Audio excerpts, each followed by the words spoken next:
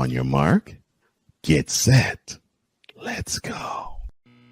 I can't do it. We'll do it live. Do it live! I'll write it and we'll do it live! Mister, will you please wake up, wake up, wake up, wake up, wake up?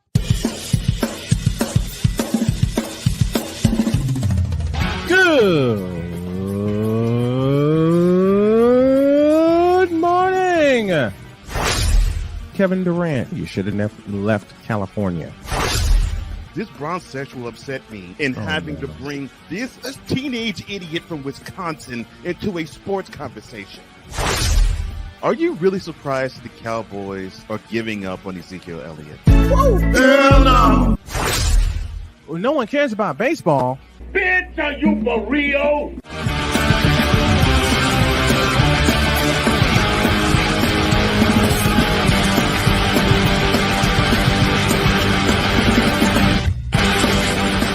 Oh, yeah! Let's end this the right way. Let's end this week the right way. Good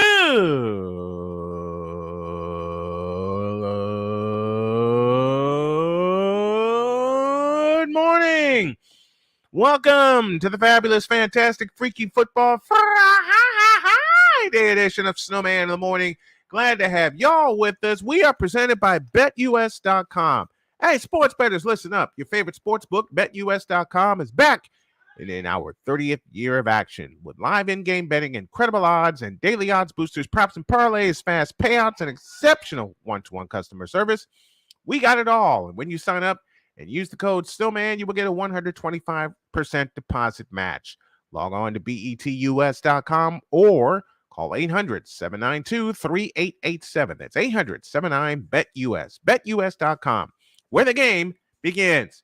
Sam Shady at the bottom of this hour, Ben Sutter at the top of the next hour. Shohei Ohtani is just being Shohei.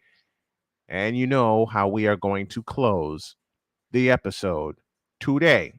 And I got to make sure I get that piece of information to you know who this morning. Here we go with the whip around presented by Fanatics.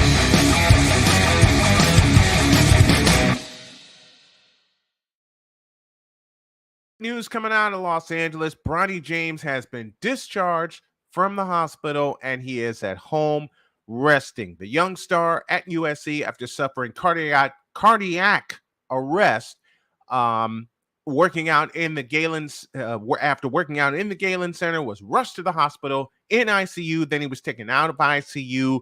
He is stable and he is at home resting.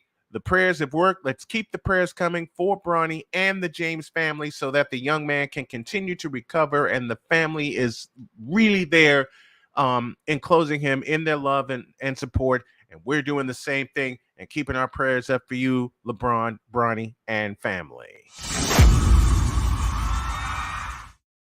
Colorado Buffaloes are going home to the Big 12. Wait, why'd they leave in the first place? They are returning home 5 years way too late. Oh, did I say that aloud? I'm sorry. No, I'm not. Because of Coach Prime and because of everything that's going on, the Colorado Buffaloes, with UCLA leaving and USC leaving in 2024, Colorado's out of the Pac-12 and they're going back home to the Big 12, which means the Pac-12 needs to look at adding some teams very quickly, or the Pac-12 will become the Pac-8, which is what they started with before. Then they expanded to the... Never mind. The ACC, the Atlantic Coast Conference, is continuing to look at possible expansion. As Colorado becomes the latest domino to fall in the college football realignment, ACC Commissioner Jim Phillips said the league continues to actively consider adding teams, but has not found enough value in expansion. Phillips told ESPN on Thursday that he is closely monitoring the Pac-12's issues, landing a new TV deal, and routinely examining how realignment can shift the ACC's position in the Power 5 hierarchy. Phillips said, quote, "The ACC has been and remains highly engaged in looking at anything that makes us a better and stronger conference. We've spent considerable time on expansion to see if there's anything that fits." Sorry, I read that wrong. We have a tremendous group of institutions, but if there was something that made us better, we would absolutely be open to it. Close quote. While expansion has not been a favorite option, Colorado's move could alter their landscape. And if it hasn't altered it already, then what the hell are they waiting for? Burrow carted off the field from training camp with a calf injury. He stepped into the pocket and began to run toward his right before he ultimately pulled up with his right leg elevated, hopping on his left foot until he stopped his momentum. Burrow immediately went down to the field and grabbed his right leg. Bengals coach Zach Taylor told reporters after practice that the injury was to the quarterback's calf. Burrow was already practicing with an apparent wrap around his calf muscle. Just saw his calf. It was 10 minutes ago, so we don't have any information. We'll get more as we go. Later Thursday, Diana Rossini of ESPN reported that Burrow suffered a calf strain. The number one pick from the 2020 NFL draft, who helped the Bengals reach the Super Bowl a year later, has been in negotiations for a contract extension this offseason. The new deal would likely eclipse San Diego Chargers starter Justin Herbert's new 5-year, $262.5 million extension with $218.7 million in guarantees agreed to earlier this week. Wow. Burrow's the next to fall. And as stupid as this sounds, I don't think Brock Purdy is far behind. Being carted off, Jalen Ramsey was carted off as the Miami Dolphins' second training camp session ended with an injury for their newest star player. He suffered a knee injury late during Thursday's practice, was carted to the locker room when practice ended. Tom Pelissero of the NFL Network reported that Ramsey suffered a meniscus injury that will require surgery to keep the cornerback at least 6 to 8 weeks. Oh, man. Ramsey said, quote, "I'll be back on that field stronger than ever in due time. This is so minor for God's child. I trust fully and know he got me." Learn to write, will you please? I'll stop there. Appreciate the support. Time to get right. Close quote. Jalen Ramsey, I hope you do get better. I really do. But this is just a football fan that has seen injuries like this before. And I hope I'm wrong in stating this opinion. I think Jalen Ramsey is finished for this season. Last but not least, NFL fans can still get a deal on NFL Sunday Ticket this upcoming season, this time from Verizon. Newcomers to Verizon Wireless or Verizon Home Internet can get the programming package, which lets fans watch out-of-market regular season NFL games for free by adding new cell or home connections starting Thursday. Current Verizon mobile and home customers can also upgrade their services to get the deal or take $100 off of the $449 regular price. Google, which owns the YouTube TV live streaming service, outbid Amazon and ESPN for the rights to NFL Sunday Ticket last year and will reportedly pay $2 billion annually in its 7-year deal. Well, now, Verizon Wireless is offering it for free, huh? That's something I'll have to explore, especially with my beautiful wife being a fan of the Indianapolis Colts and me supporting them and also the San Francisco 49ers.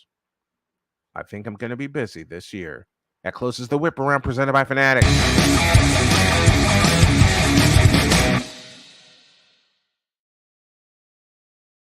Snyder is gone. The Washington Redskins can move. No, they're not the Redskins, are they? No, they're the Washington Commanders.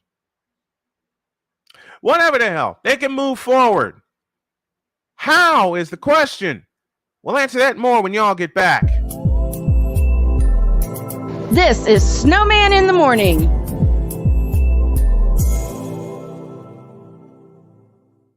CSTV will air the big three, and I'll call the doggone games.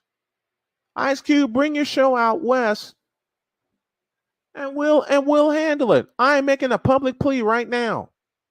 You want some fair coverage?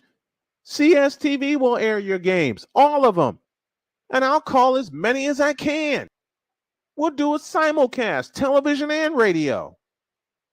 It's an area I know best. Television and radio. And yeah, I'm putting it all the way out there. So you know what, Ice Cube? I'll make this plea right now. Me, a small-time YouTuber, a small-time broadcaster, according to a lot of people, which I don't listen to, put your games on CSTV. Put your games on CSTV. Give us a little funding, and we'll do the rest. Where sports is the base, life and fun are the results. This is the Brian Snow Show.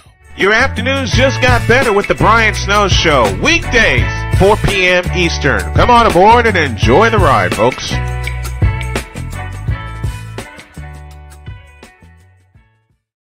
This planet has been great to me. It's given me gifts that I can't even explain. It's given me adventures and memories I'll never forget. And Battleborn, I think, has given me the opportunity to go beyond and give something back. How can I be a better custodian to this planet and the place I live? That's where I am with Battleborn. Let's make the planet a better place. Now, I'm known as the guy who can fix just about anything, but the technology in most appliances requires very special training to fix. And that's why my family has Choice Home Warranty. Choice Home Warranty covers over 25 major home systems and appliances. That's your AC, heating, plumbing, kitchen and laundry appliances, and so much more. Call Choice Home Warranty now before something breaks down. Get protection for your heating, AC, plumbing, kitchen and laundry appliances, and more. Call 800-973-6121. Cause we take this job so serious. What in the all types of blue hell? This is Snowman in the Morning with Cole Johnson.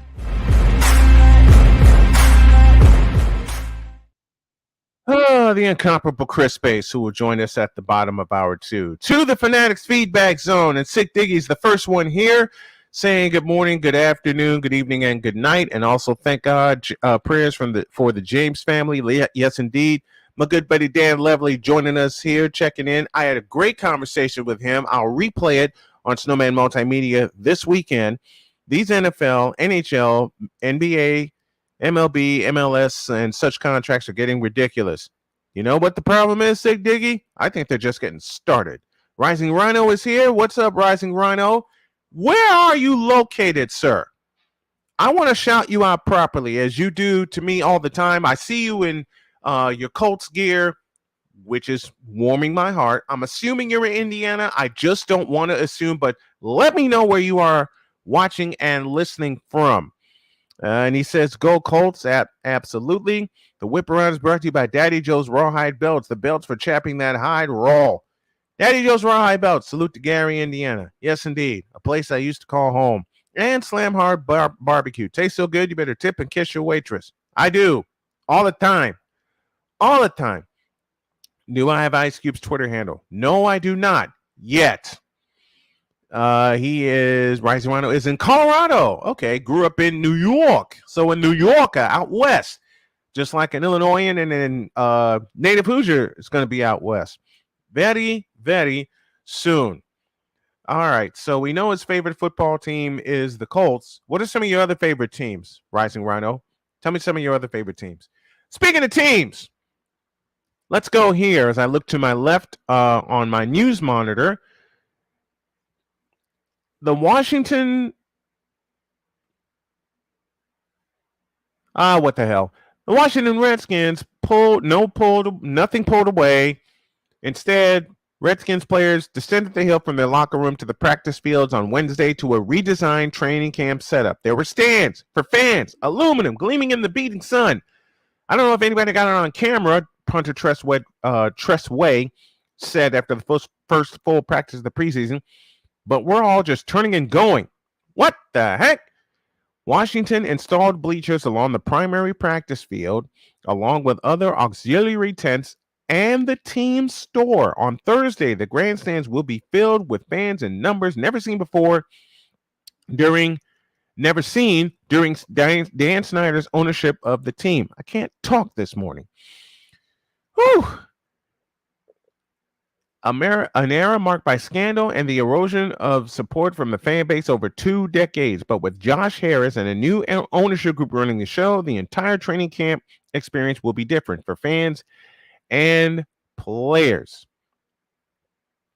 Expectations are now seeping into the Redskins locker room. Good. Is this will this all right, I need someone to be a scribe for me in the chat, because with the new ownership, you got stands for the fans to watch training camp and watch practices and watch the preseason. We already know that FedEx Field is horrible.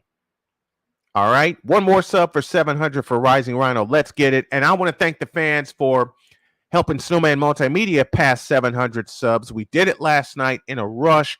Thank y'all very much.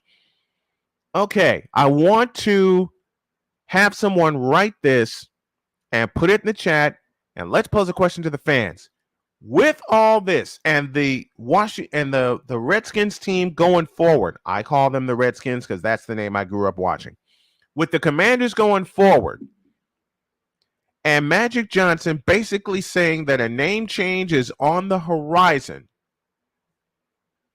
and with everything Dan Snyder being out in the nation's capital, I pose 2 questions.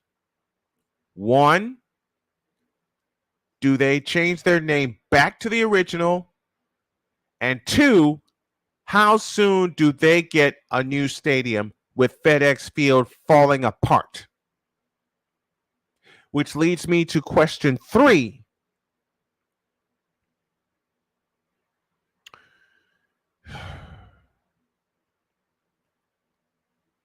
Who's going to pay for the new stadium? Because they definitely need a new stadium, and quickly. They definitely need a new stadium. They definitely need a new identity. And the players, all who are in tow right now, along with Riverboat Ron,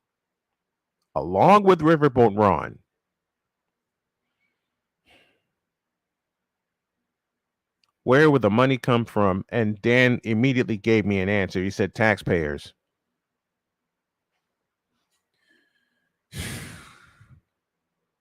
I don't know. As much as I'd love to see them go back to the old school, I highly doubt that they will.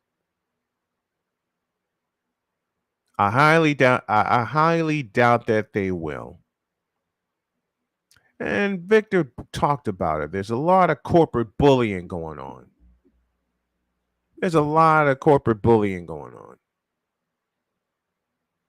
When they changed their name 3 years ago, I immediately called BS and a smokescreen to what was really going on.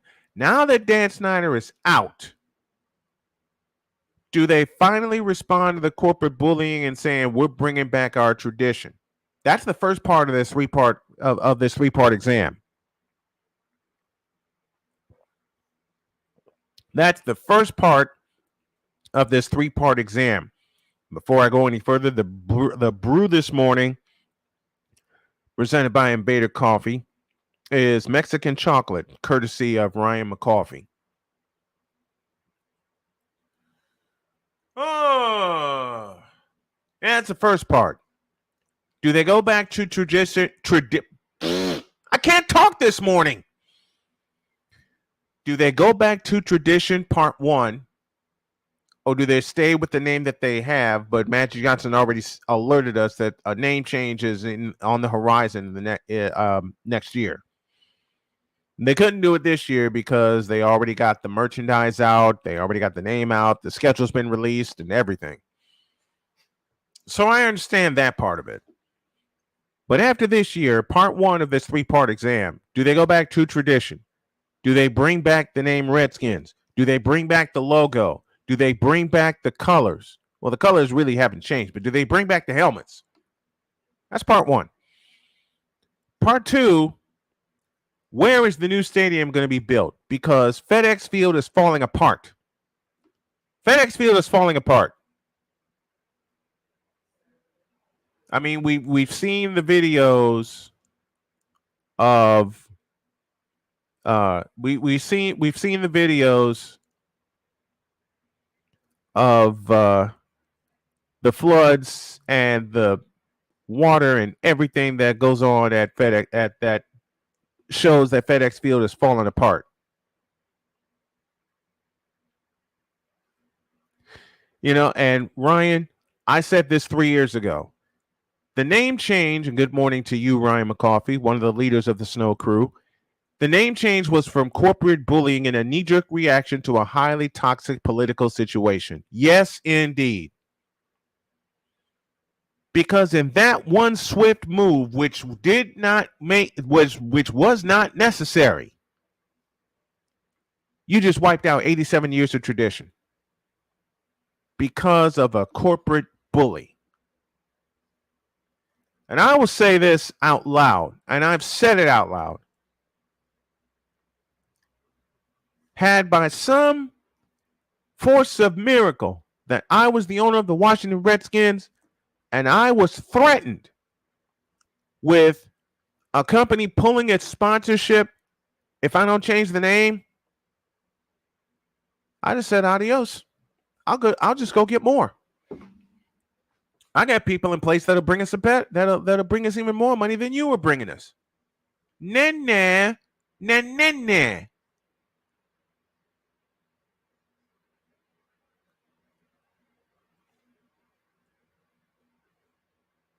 Haymakers of truth. Yeah, you got that right, Victor. Had I been the owner of the Washington Redskins and all this corporate bullying, change the name or we pull our sponsorships. See you later, alligator.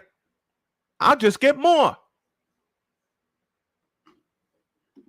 More. How do you like it? How do you like that?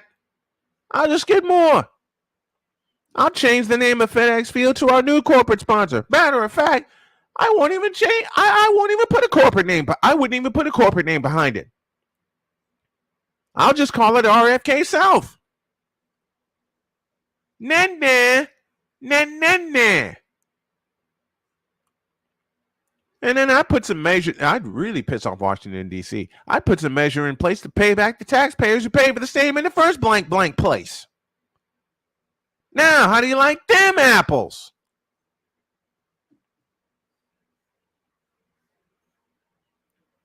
Although, truthfully, I'm amenable to the Red Tails being the new nickname for the WFT or WTF. Mr. McCarthy, this is the one time I'll push back because I'm a traditionalist. When it comes to sports, I'm very much a traditionalist. Bring back the old name, please. Please. They just need to go back. Listen, if people are so offended, which I call BS on, we're so offended.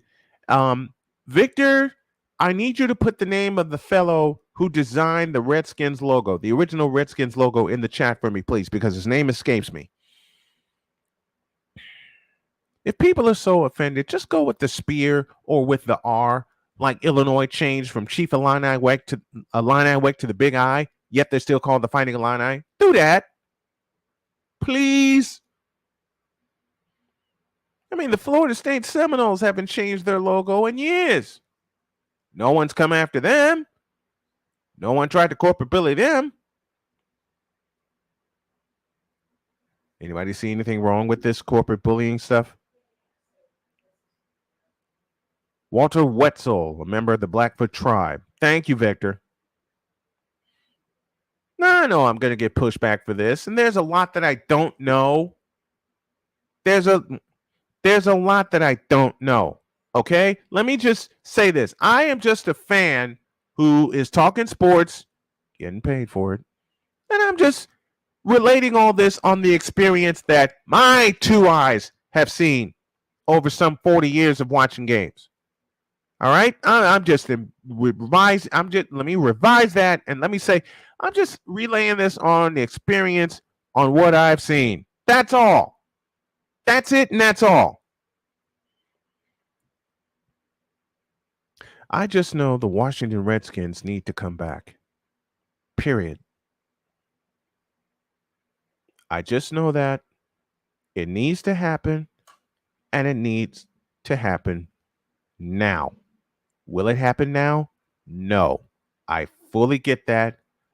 I am somewhat resigned to it, but I'm also a realist, and I know that the traditional name will not come back unless it's the force of a miracle. And I know a lot of fans in the DC, Virginia, Maryland area want the name to come back, but they're going to get overruled. I just have this feeling that they are going to get overruled. I don't know why, but they are. And the fellow who provided a good opinion about this is in the chat with audio only. Now, you mentioned a point to me, Mr. Cole Johnson, about why they won't bring the name back. And me being a realist and being fair, repeat it again, please. Well, I mean, the reason why. That was quick. I lost him. Or did they lose me? I don't know. There you are. You kind of mooted yourself, man.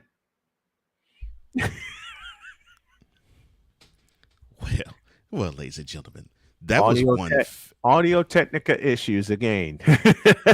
Well, ladies and gentlemen, that was one fantastic.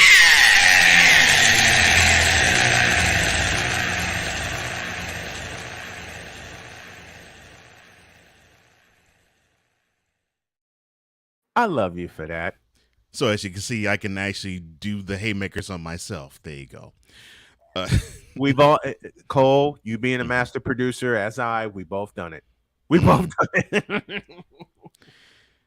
But I did hear your question, and it's simple. I mean, money talks, BS walks, and when you actually add a layer of politics along with the money, and when it happened. Election cycle. Yeah. Election cycle. And one of those and in one of those years where I mean anything and everything was a political and a social justice powder keg. Oh God. It just will never go back to that. I know. And you know me, I'm fair. Mm-hmm. I'm fair. I joke with a lot of people, and I'm totally fair about this. But I want to bring this point as we're 30 beyond the hour. Sam Shady on the way. Ben Sutter at the top of the hour. We're going to go back to back because of time constraints. What did I say when this name change happened? What was my first sentence to you? Well, you basically said it was a distraction and a smokescreen. Now it's in full force.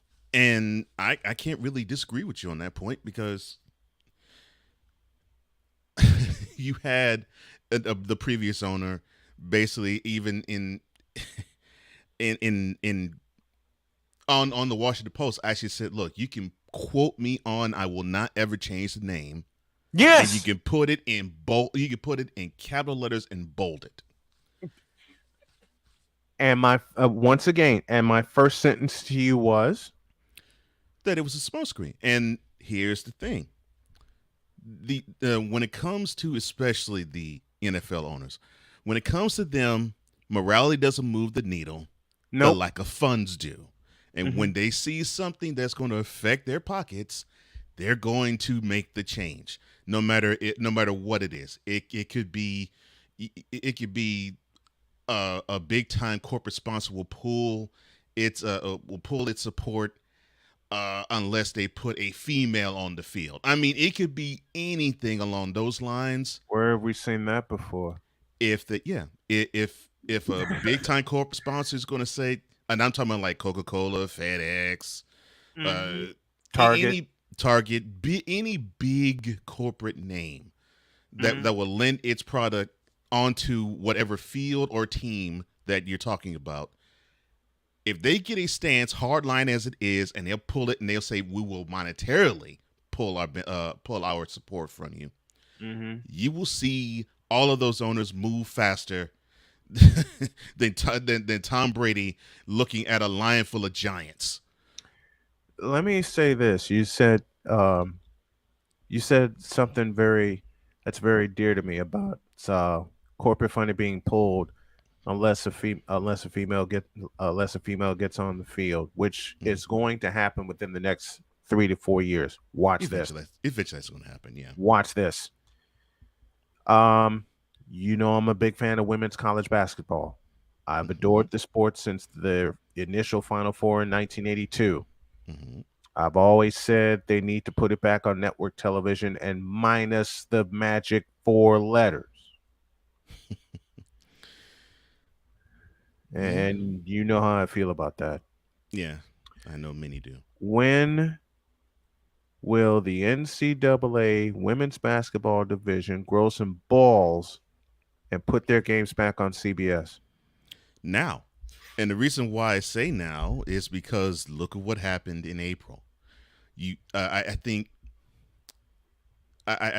these networks were absolutely scared of putting women's anything, especially basketball, on TV, thinking, well, it just won't measure up to the men. It's no possible way it will measure up to the men's game.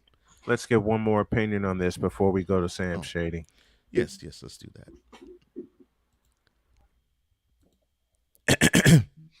And now batting, the man who is thrilled that Saquon Barkley's not going to hold out for the Giants, number 420, Wize El Jefe.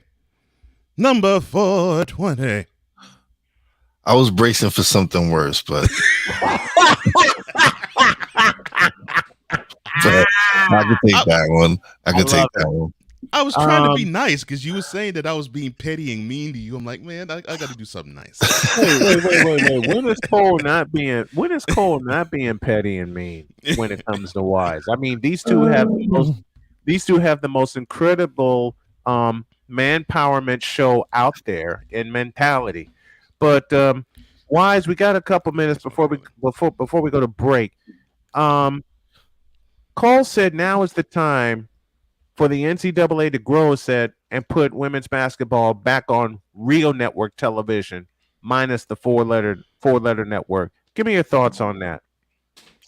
Listen, it's money. Whoever gives them the most money. So if CBS steps up to the plate and gives them the money, then they'll be back on CBS. If not, said network will be airing them, and it'll be game set match. Bottom line. The girls this past season showed why there's some game coming to the WNBA because these girls lit it up, and it's actually translated to the WNBA because they're having some of their best numbers ever. Absolutely, I'm glad to see that. I just want, I have one wish, and I hope we can do it the next few years. That we put all of our networks together, Wize with yours, Cole with yours, and me with mine, and we snatch that contract. Listen, I would rather, for me personally, I'm all about independence. I don't want to be tied down to no corporate. I rather help and grow and build, not help someone else build a brand that's already been built. I want to build something that's different and unique.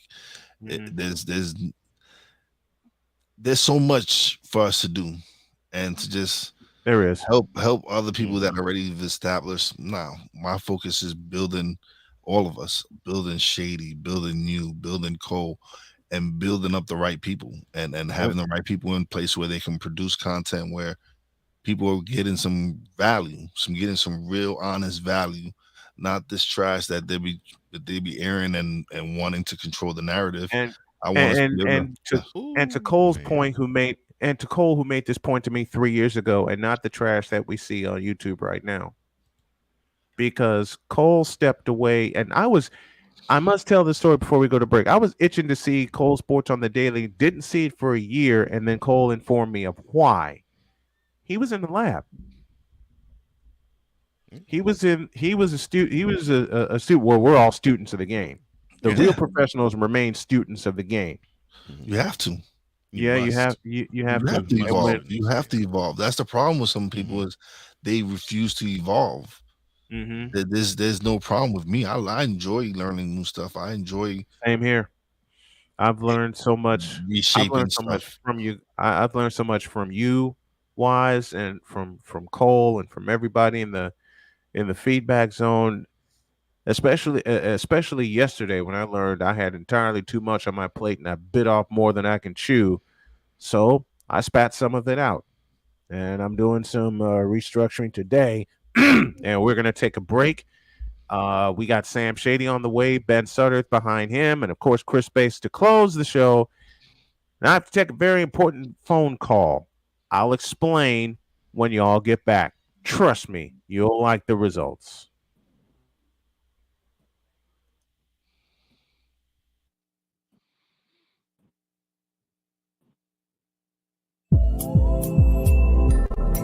This is Snowman in the Morning.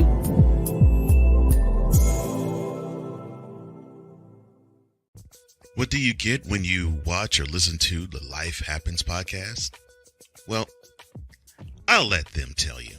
Kim and I are both ministers of the gospel, and what Life Happens podcast is a beautiful balance by simply taking our spirituality with real life and merging it together to create a beautiful balance. And that's what we do.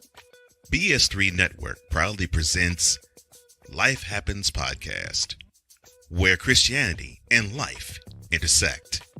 Live every Wednesday at 7 p.m. Central.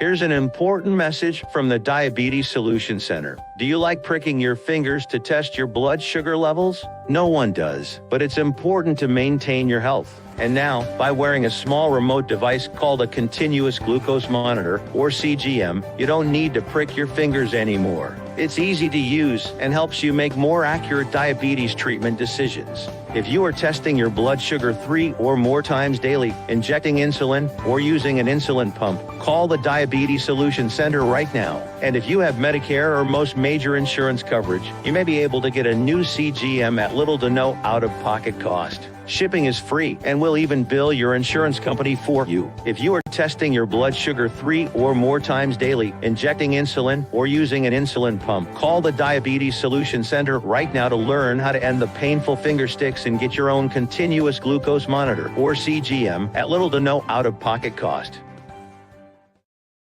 'Cause we take this job so serious. Man, I went home that day and talked to my wife, Vicky.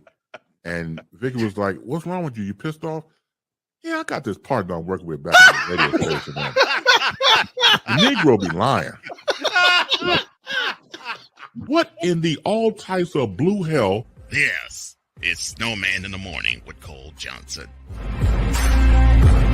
I still laugh to this day, and it's been 17 years since that international or inner city incident happened in Chicago. Yeah, 17 years.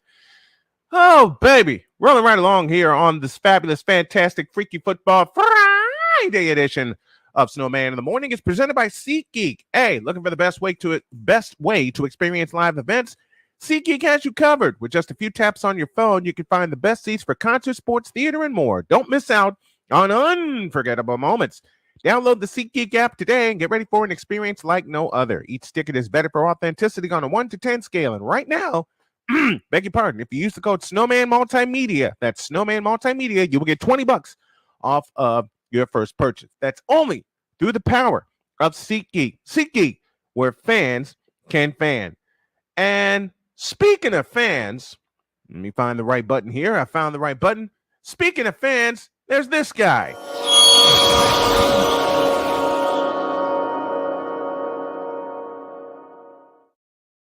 The one and only Sam Shady now joins us here on the Invader Coffee guest line. Good morning, my friend. Good morning. How are you, Brian? I'm doing good. How are you, sir? I'm doing great. I'm excited to talk some CFL and some other football leagues, and always excited to join you on a Friday morning. Well, we love having you, and I haven't greeted you like this since the NFC Championship, so I'm going to do this now.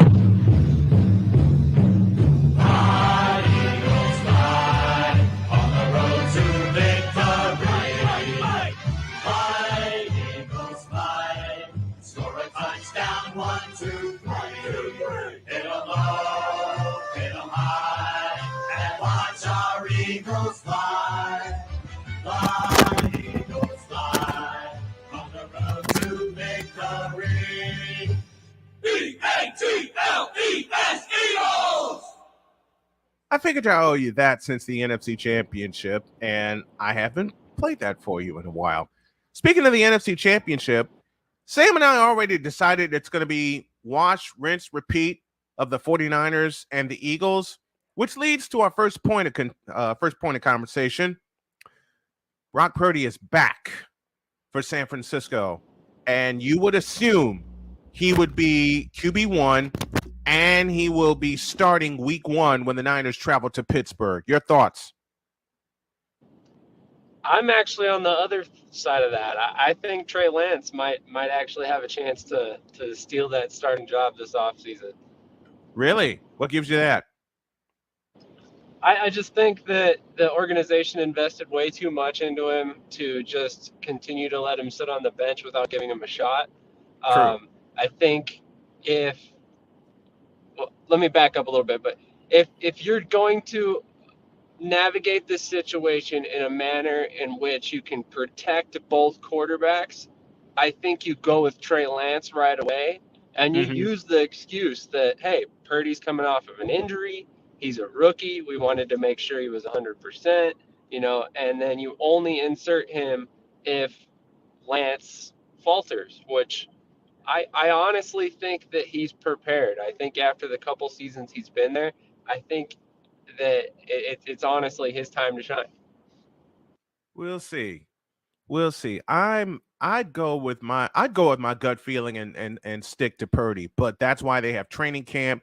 That's why you play the games, and that's why you have the offseason to prepare. And you could be totally right. They could give the job to Trey Lance, and Trey Lance could totally earn it.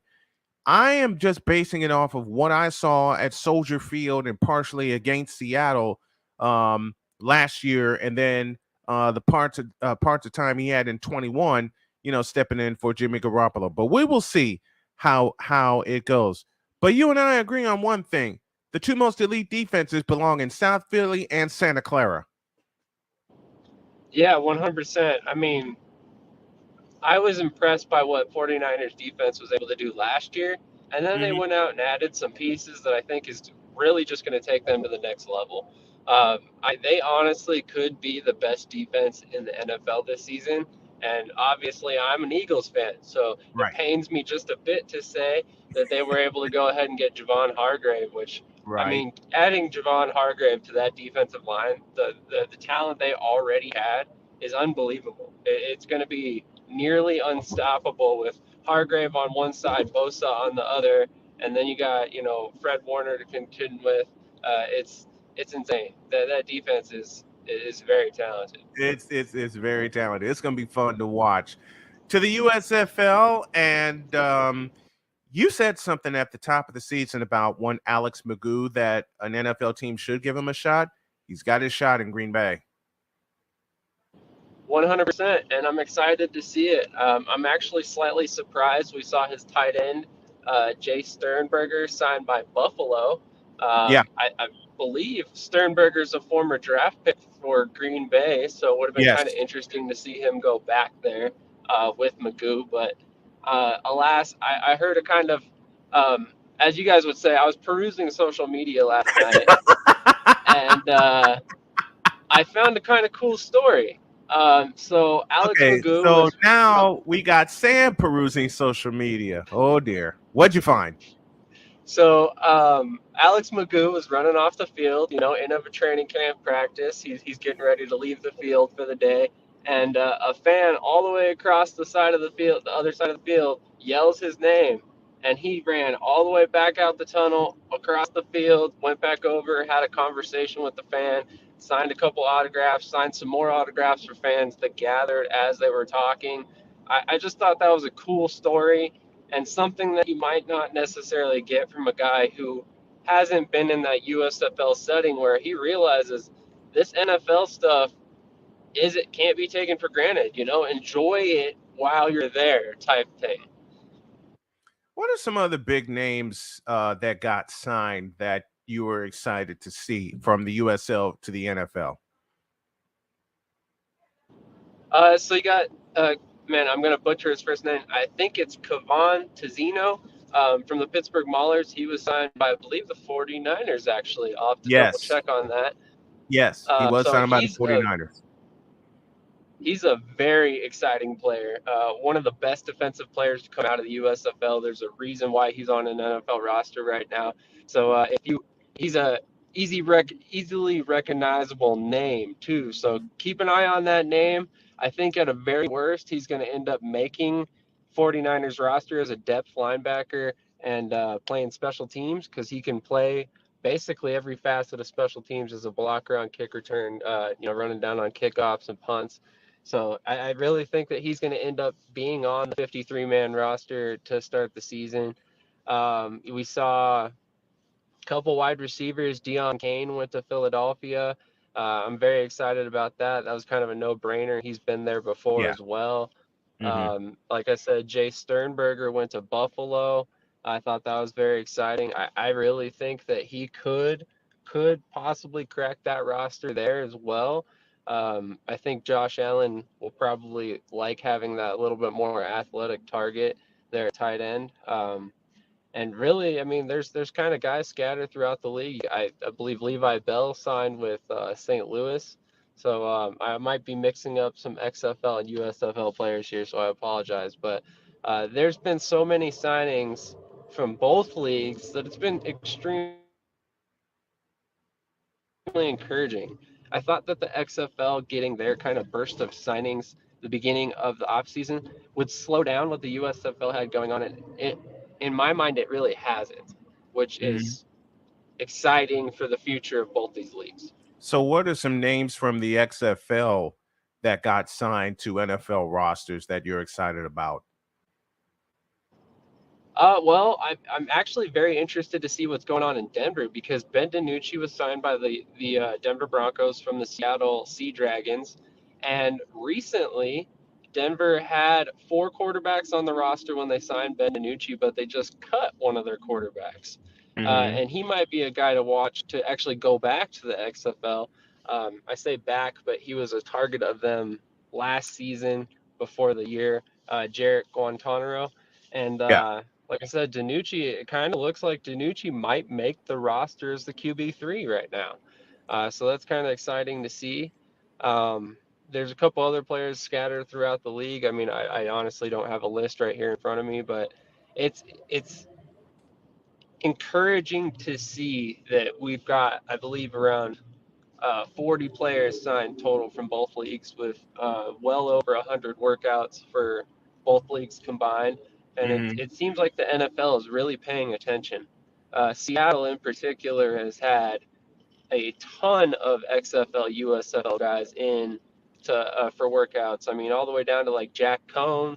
They had, they were actually, like I said, they signed Levi Bell recently. I'm blanking the name at the moment, but they signed a cornerback from the USFL as well. Had a couple more guys in for workouts. So it's kind of, like I said, it's really encouraging to see for the futures of these leagues, because obviously the NFL sees the value in these guys getting these live reps that they can't get in the NFL. And you know what's fun is seeing that, not only seeing that progress of some of the players that were well known, but some of the lesser known players that get signed to NFL rosters and having their chance to work out for NFL clubs. That's got to be encouraging for both leagues also. 100%. And actually, that's kind of one of the things that I thought was interesting to watch this offseason. When I was looking for players who I thought were going to get NFL play, I obviously looked to a guy like Corey Coleman, right? You know, he's a former first-round pick. He showed that he can do a lot of things that he maybe hasn't done in the NFL, you know, returning punts at times, returning kicks, which I know he's done with the Giants, but he was really hesitant about it from what I read during his time there. Why do you think he hasn't been signed? Why do you think he was hesitant about it? Well, I think you know, I don't want to say ego, but I think it's status. You know what I mean? Right. You come off being a first-round pick. He never really got a fair shot in Cleveland. He finally kind of looked like he was doing a lot for the Giants, and I think he felt that he deserved a rotational role in the receiver group without having to play special teams. But again, I don't want to say ego, but I think he got a little bit humbled by realizing that, hey, you know, I'm not going to make it in the NFL off talent alone. You know, but at the same time, if I have this attitude that I'm not going to do whatever my coach says and be, you know, a team first guy, then I'm probably not going to succeed. Sam Shady joining us here on the Friday Football Chatter with Football Chat with Sam Shady, joining us via the Invader Coffee guest line. Now to the CFL, something you and I both absolutely love. We're going to start with a preview of Week 8. Do you believe it's Week 8 already? We're going to start in the nation's capital, the Hamilton Tiger Cats and the Ottawa Red Blacks. 2-4 is Hamilton, 3-3 is Ottawa. Talk to me about both of these teams and why the inconsistency is so rampant on both sides. Well, I actually want to point out something about the Ottawa Red Blacks. Its inconsistency seem to have gone away, and it's for a very specific purpose. We've had a quarterback change. Yeah, yep. Dustin Crum, exactly. Crum.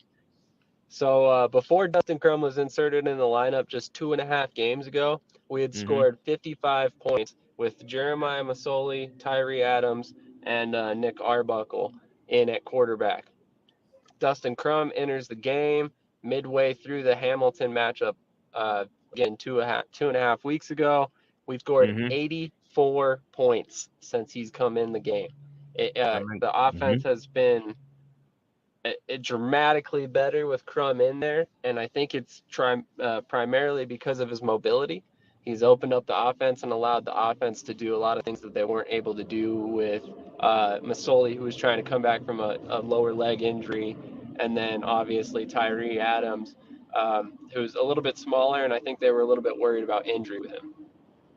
You know, I saw that comeback against Winnipeg. They were down 25-9, and I watched this comeback in full. And you said it best. When Dustin Crum was inserted into the lineup, the entire team, not just the offense, but the entire team just picked up. Their energy just picked up. And that began with a defensive play. Their comeback began with a defensive play against Winnipeg. There was I believe it was a pick six with less than 4 minutes remaining. And since then, in the insertion of Dustin Crum in the lineup, Ottawa's been on their way. Yeah, it's been extremely impressive to watch. I mean, Crum's basically a rookie. He spent some time last year with the Red Blacks, but he was on the practice squad, didn't see any game action. And then he steps in and he looks like a seasoned vet. I mean, he's made some mistakes, don't get me wrong. His game has not been perfect by any stretch. But when crunch time comes and the game is on the line, bottom line, Dustin Crum is finding a way to win these games. And I know it's not all him. It's obviously offensive play calling, how they're scheming these receivers open. Justin Hardy's been doing a great job of making himself a great target for Crum. You've had also Nate Bahar, who's been destroying defenses. So, you know, he's got a lot of weapons around him. And then finally we got the run game growing with Milanovic Litre, who I've been very excited to see involved. And then Tyrell Pigrom, the quarterback, the short-yarded quarterback, he had 5 carries and a reception this past week. So yes, this offense is being created. That's helping a lot. I don't think they were able to be as creative before, or maybe they just were hesitant to be. But at this point, what do you have to lose? It's going to be season 3 that, you might have a losing season if you play conservatively. And I think they're kind of realizing that, and they're pulling all the tricks out of the bag to bring home victory every week. That game is tonight at 7:30 in TD Place in Ottawa. Let's go to BMO Field. The champs are on a roll, and they welcome the Saskatchewan Roughriders at 3-3 on the year. And I talked to a lot of my fans north of the border. This is the game of the weekend. Your thoughts? Well, Saskatchewan's always a tough team, despite their record. I know they're 3-3. I don't think that that accurately reflects the talent that they really have on that squad. Now, with that being said, this season they've been so inconsistent. It's hard to say whether they're going to win or lose this game. So yeah, I really don't even know what to think about them right now. But I honestly do think this is going to end up a close game. I think they're going to make it a great game to watch, but I think they do ultimately probably end up losing this one. Yeah, I got the champs in this one. I mean, Chad Kelly, what a story this year that he's been. And he was in 3/4 of the way through the Grey Cup game against Winnipeg, just when it seemed like Winnipeg was on their way to a three-peat. You insert Chad Kelly, and the offense comes alive. And since the start of the season, Toronto's offense has been on fire, for lack of a better term. 100%. And honestly, it's kind of exciting to see. It's another one of these quarterbacks that didn't have a whole lot of experience playing on the field time in the CFL. So to see him come in and really light it up the way he has, it almost looks like, to steal a phrase from my co-host Michael Washington, that he was born for the CFL. And it's impressive to watch. And it's one of those things where I really think that he's only going to get better with time if he stays in the CFL. But that's the big if. The way he's playing, he's going to get NFL interest. It's only a matter of how many teams and if the situation is right for him, if he decides to leave. I don't know what he's making in the CFL. I'm sure if you looked up Mike Mitchell's articles, he's probably covered that. But I couldn't tell you right off the top of my head.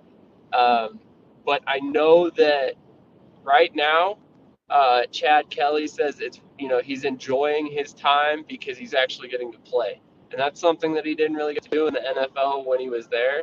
At one point in 2021, he was a coach. He was almost out of football entirely as a player. So to see this turnaround, it's impressive. And everybody should be rooting for him to succeed, because this is a kind of a historic comeback story if I've ever seen it. That's a 4 p.m. Eastern kick time tomorrow from the home of the champs, BMO Field in Toronto, as my good friend Ron Peterson says best. Let's go to Commonwealth Stadium, the second half of the Saturday doubleheader.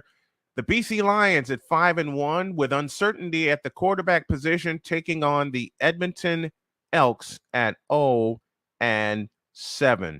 Even though BC has got a ton of problems at quarterback, especially due to the injury to Vernon Adams, this is a colossal mismatch. 100%. I mean, I don't know what Edmonton's doing. I don't know why you're 0-7 and you have not turned to Trey Ford. That dude was the 8th overall pick last year. He got some playing time as a rookie, hasn't seen this field since, and was inactive for most of the season. Anytime Chris Jones is asked about him, it seems like he's got a personal problem with him, or he's got a problem with the effort that he shows in practice, or I don't really know what it is. But I think at 0-7, you kind of just got to bite the bullet and let the kid play. I mean, at this point, what do you lose? You're probably not making the playoffs. There's almost no rebounding from this record. So, you really just got to let him play, let him figure out his bumps and bruises during a lost season anyway, and then hopefully you find your quarterback going forward. If not, then you got to go back into 2024 with a competition of some sort. But ultimately, yeah, BC's got this one. Even it doesn't matter if it's Dane Evans who starts or it really doesn't matter. They're going to win this one. It's going to be a handed victory. And yeah, bet on BC and might even bet on the over because they might score a lot of points.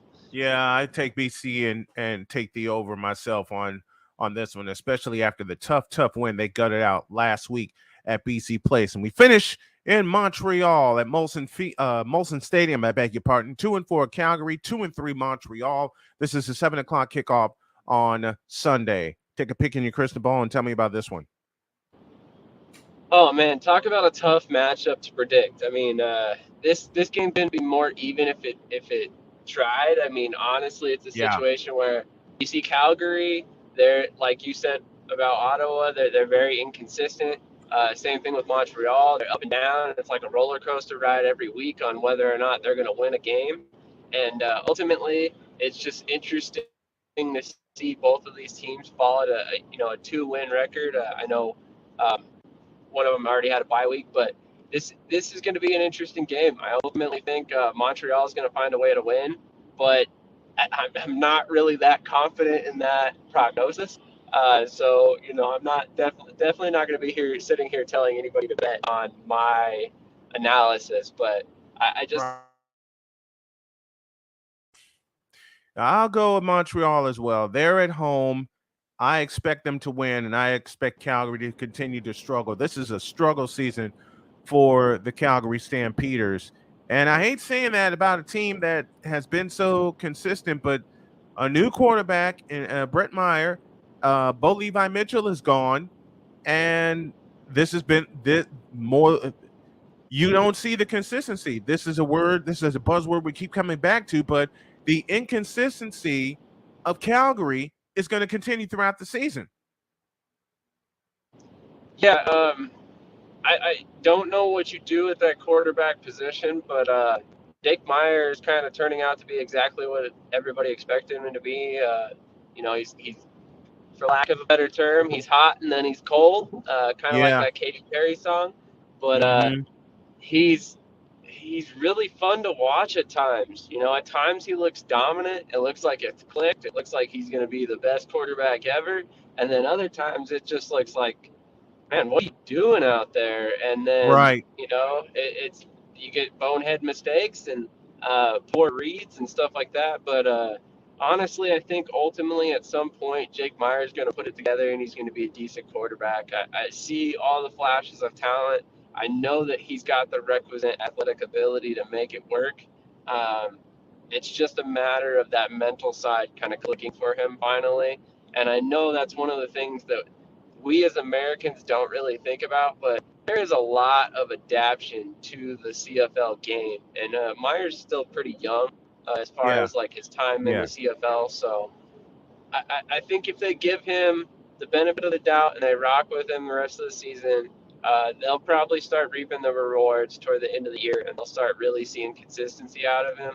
But as of right now, it's going to be a little bit of a tough ride for Calgary fans.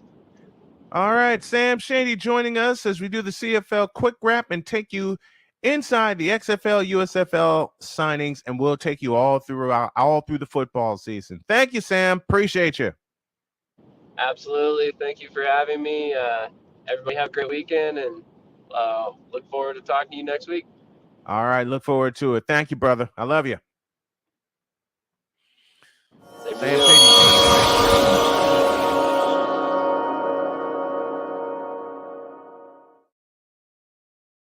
Now, due to time, we're going to go back to back.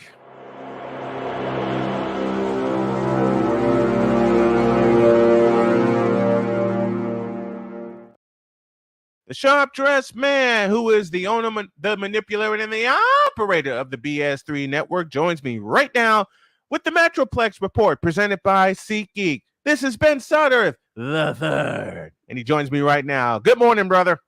Good morning. Good morning. How you doing? I'm doing great, man. How are you? Good. Glad to be back. Another Friday, another Snowman in the morning. Oh, man. We are so lucky to have you with us. Let's dive in. Zach Martin is holding out. Why?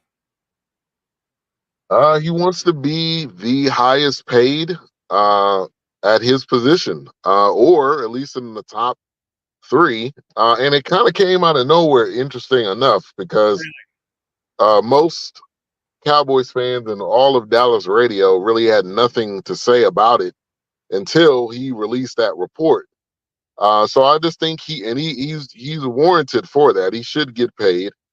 And I think the Cowboys are going to take care of it because they need him if they plan on doing anything this year. Yeah, he's kind of necessary. He is very necessary to that offense, and we've talked about it a lot with the offensive line and everything that needs to happen with that offensive line, and to have him, the biggest piece of that, holding out, as he told the offensive lineman, he goes, "I'll be there soon," but as the legendary Michael Jordan said best, no one knows when soon is. That's very true. And they must be. Lie. yeah, you're right. You're right. They must be at the table working on the deal, because to me, that's the only reason why you would say, "Hey guys, hold it down. I'll be there in a minute." So I think it's necessary. I mean, get the deal done. You know, he's going to be needed. He's one of the top linemen in the league, hands down. So it doesn't make any sense to allow this to go, too far into training camp. Speaking of super contracts, there's a fellow by the name of Nick Bosa who is in process with the 49ers of getting a super contract. And, John Lynch said, and so did Kyle Shanahan, I don't expect Bosa to be there, but we are working on paying him.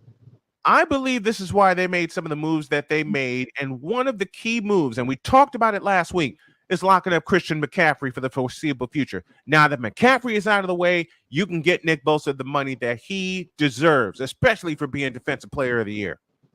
Yeah, I 100% agree. He is one of the, if not the best defensive end in the league, and he's just a disruptor. You got to pay him. To me, there's no reason why you don't. You know what he means to your defense, and your defense is what has really been the 1-2 punch, part of the 1-2 punch for you. So you got to pay Nick Bosa whatever it takes. I don't see any issue with that. I see no issue either, and I believe John Lynch, not because I'm a 49er fan, but because I've watched the NFL for years. And if you follow the money, they're going to pay Nick Bosa. He has, since they drafted him in 2019, he has been their Defensive Player of the Year, their team Defensive Player of the Year, save 2020 when he was out with an injury. But since he's come back from his injury, he has been borderline unstoppable. Yeah, and to the point on John Lynch, he is a smart GM. I don't know if the league or people give him enough credit, but the McCaffrey deal, getting all of these players that you're not really fully aware of unless you're following the team. I mean, hats off to John Lynch, and he's always trying to get that guy. He was trying to get Deshaun Watson during that period. He was linked to Jalen Ramsey at a certain point in time. So he's always looking to make the best deal, and he knows that Bosa has to be on this team. So I think there's nothing else to say about getting Bosa on. And here's the key: McCaffrey is locked up until 2025, so he's locked up for the next 3 seasons. So that frees up a lot of money to get Nick Bosa the contract that he A, wants, and B, deserves. And he's done nothing but earn it.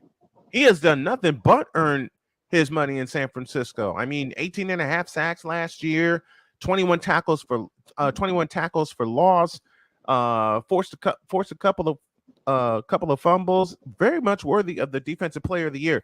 But you mentioned something. John Lynch is very savvy. And the 49ers as a whole organization, you've watched the Niners do their business deals over the years, as I've watched the same with the Cowboys and other teams in the league. If there's a team that has been very under the radar with their business deals over the years, Montana, 3rd round, rescuing Steve Young, swiping a trade to get Jerry right. Look at the moves San Francisco's made over the course of 40 years. They're not stupid. No, not at all. And they're able to work out the best deal. We could talk about having Charles Haley on the team at one point, Dion on the team. I mean, the history shows it, but I think even more so now. And also, the thing with Jimmy G, they were okay with letting him go.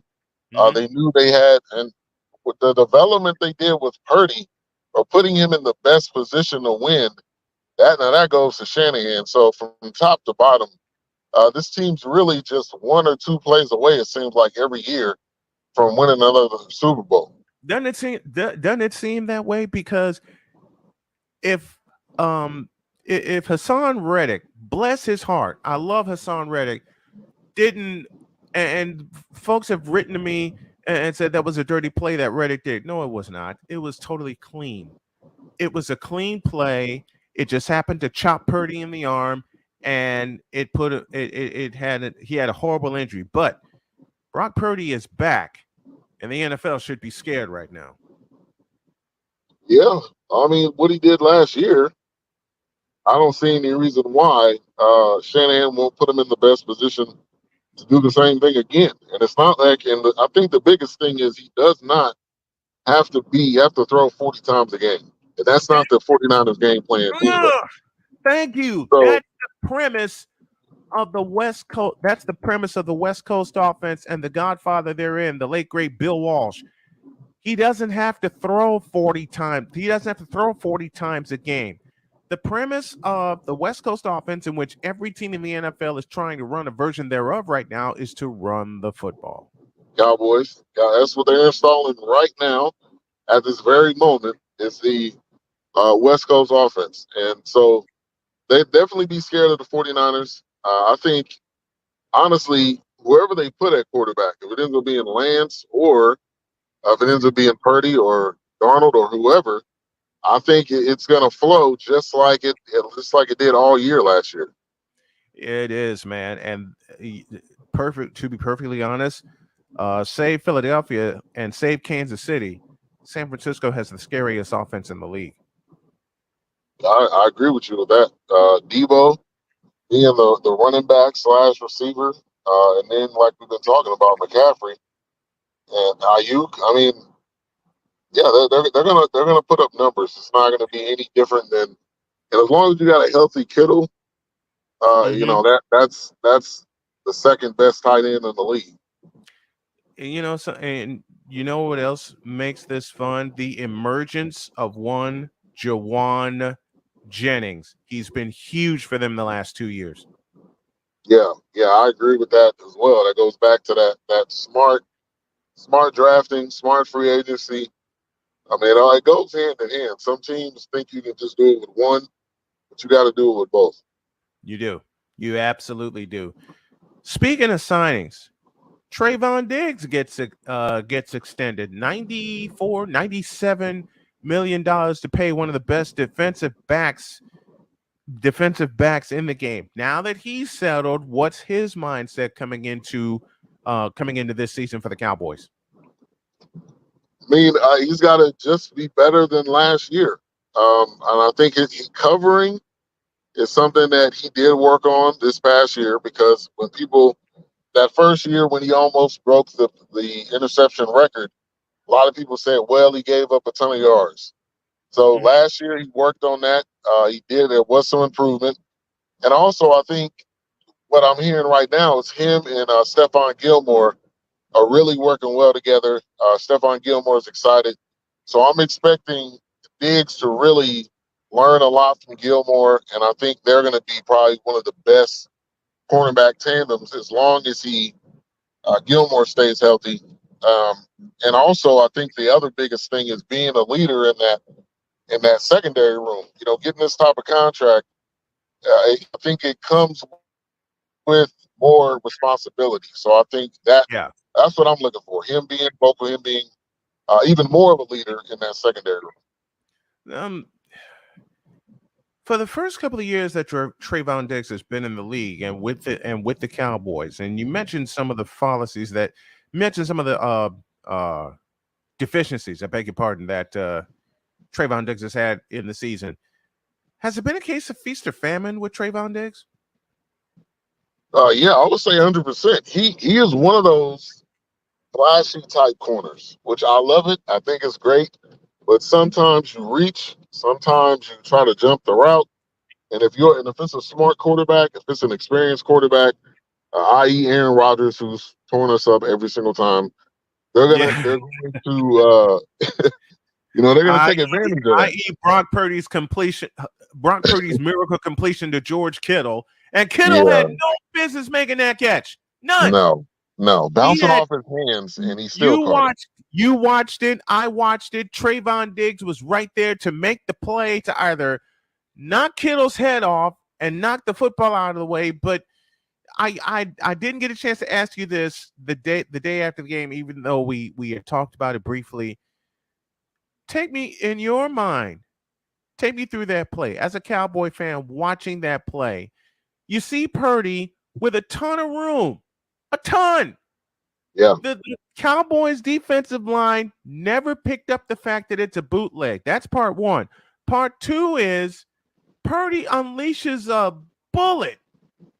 And Kittle was not even supposed to be part of the route. He was looking for either Debo or Jawan Jennings.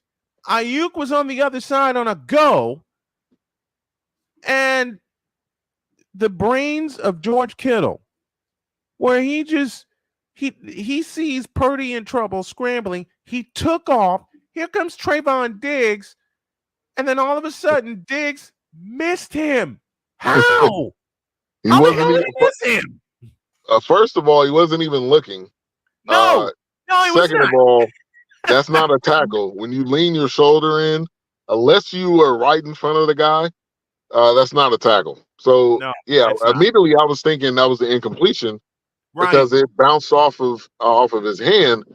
But I guess his hand or paw is so big, it kind of bounced up so that he had opportunity to still grab it. Immediately I thought, okay, that's an incompletion. We can continue on.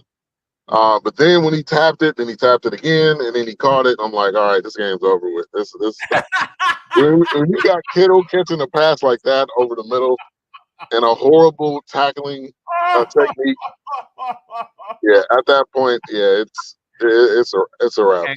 And Kittle was chased by a defensive lineman. See, credit the smarts of Kittle, who saw Purdy scrambling, looking for somebody, and then Kittle just took off.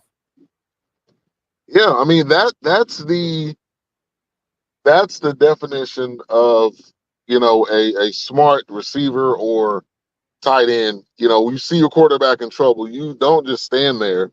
Obviously, you run around, try to see if you can get in his vision, try to see if he can see you, you can see him. You put your hand up. How many times have we seen just crazy plays happen like that, to where the play breaks down and you have just an amazing pass and catch, i.e. DeAndre Hopkins in the end zone from Kyler Murray. Like nobody expected him to catch that, but DeAndre Hopkins was some of the greatest hands in the league right now. So that you gotta be able to audible on the fly. That's the way the NFL is, and that's the way it's been for the past probably 10 years. My wife and I were watching that game. I had just made dinner, and it got to that play, and I hear my wife, when Purdy let it go and Kittle tapped it up, I hear my wife scream, "What are you doing?" And before she could complete her thought, Kittle caught it. I'm screaming at the top of my lungs. And I looked at my wife, and Jody's mouth was like wide open. And all she said to me was what every other Cowboy fan said to me the next day. How? Yeah. How? How do you make that catch in that situation? It was unbelievable, especially at that point in the game. Oh, that was crazy. With a lot of riding on it. So man, that was great. That was crazy.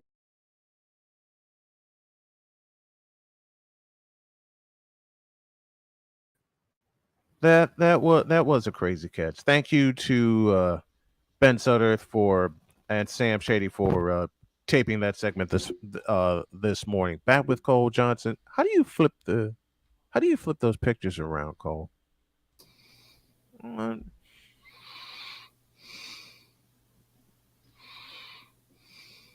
Hey, what are you doing? No, he's working. You know what? Let's do this. Let's take a break. We got bass coming at the bottom of the hour. Let's take a break and we'll go to Wize and we'll talk some Giants and help get everybody ready for the new season. Back after this. This is Snowman in the Morning.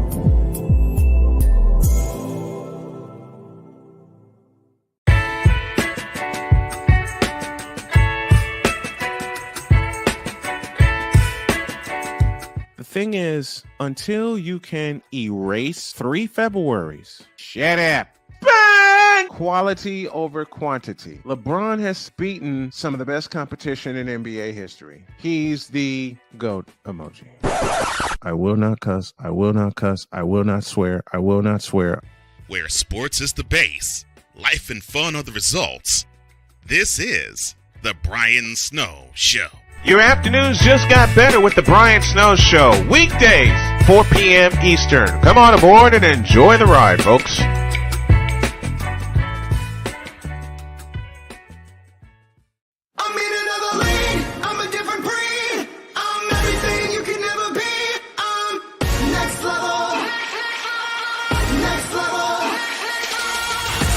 Thursday nights are wrestling night on CSTV. Tune in every Thursday night at 7 p.m. Pacific to see all the amazing Next Level Pro Wrestling stars on Thursday Night Throwdown on CSTVNow.com and the CSTV app on your Roku device. PK Tire Pros, your one-stop on-the-spot auto service headquarters for a complete line of quality tires and auto services. For years, we have provided the Stockton, California area with the latest products and unprecedented services for everything we sell. And for years, our customers have been coming back. Take a look around. If you don't find what you need, visit us in Stockton, California. From the latest and best in tire technology to the services required to keep your vehicle looking good and running great, PK Tire Pros can get you out on the road quickly and at an affordable price. Stop by soon to see why so many people consider PK Tire Pros to be the one-stop shop for all of their tire needs. At PK Tire Pros, our friendly and knowledgeable staff, quick and dependable service professionals, and affordable prices all come together to make driving out on a new set of tires easy. On top of that, we never tire of tires. Stop by and see us, and you'll be glad you did.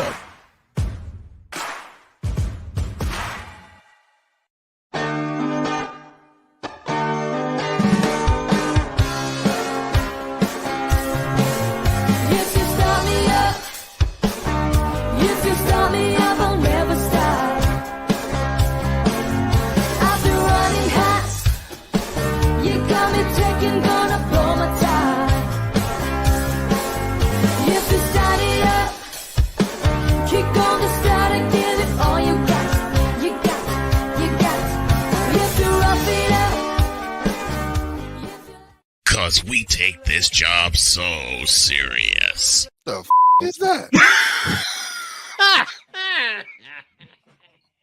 Sorry, pardon me. My apologies. What in the all types of blue hell? This is Snowman in the Morning with Cole Johnson.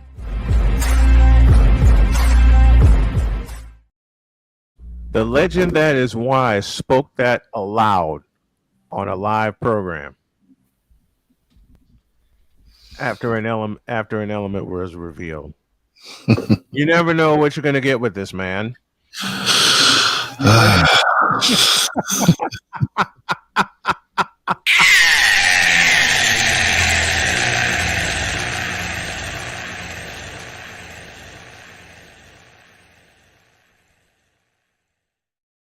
That started it. And that led to the reaction that you saw that Cole later turned into a masterpiece. What are you doing, Wize? What are you looking at? Me, I'm goofing around here on Mid Journey. Oh no. Are you cooking too? What are you cooking this morning? I don't know. I'm just on this new Mid Journey, goofing around, just creating. Mid Journey. What's that? Yes. So on Mid Journey, you can create graphics and stuff like that. You input a prompt and you detail how you want it, and AI creates the image for you. You can make it in picture form or certain art styles. It's how I make. Can you do it in video form? No, not yet. It's just still, yeah. It's still beta testing. No, Midjourney's not beta test. It's just you can just create images, JPEGs and stuff like that. I got you. Wize and Cole with me, and y'all just see that look on Cole's face. He's cooking something, and apparently he didn't like what he saw just a moment ago. And the Cowboys are not going to like what they see. You know what? No one likes what they see with Shohei Ohtani, because what he did last night in a doubleheader, he pitches a one-hit shutout in game 1 and then launches 2 home runs in game 2. How much will it take to land this man? $5 million. That's the number that's being floated out there. The first number I thought of was $500 million. That's the first number I thought of. How ridiculous is that one man, and we all thought it was Mike Trout when he got signed to that $400 million deal. Bryce Harper before him got signed to what, 340 over 10 years? 10 years and 340 for Bryce Harper, and now you get Shohei Ohtani doing this. Yeah. Let's see about what is the length of time, and what is the? Well, we all have decided that the number is $500 million. It's going to be $500 million. The two questions I still have: who's going to cough it up, and how long will the contract be? Well, and a bonus question, since we're playing the quiz show: how much of that is guaranteed? Well, the beauty of baseball contracts is those contracts can be guaranteed. Every single penny. Yep. True. I know the teams are going to want 10 years. Mm-hmm. And he's already played what, 4? At least that long. 3. Yeah. Yeah, but he's come over much younger than a lot of Japanese players. A lot of Japanese players have already come about 30, much 31, more in their prime. They come in their 30. They come 30s and up. Ohtani hasn't even hit his prime yet, which is the scariest statement of this conversation. Mm-hmm. He hasn't even hit his prime yet, and he's doing all of this. He did this against the Detroit Tigers.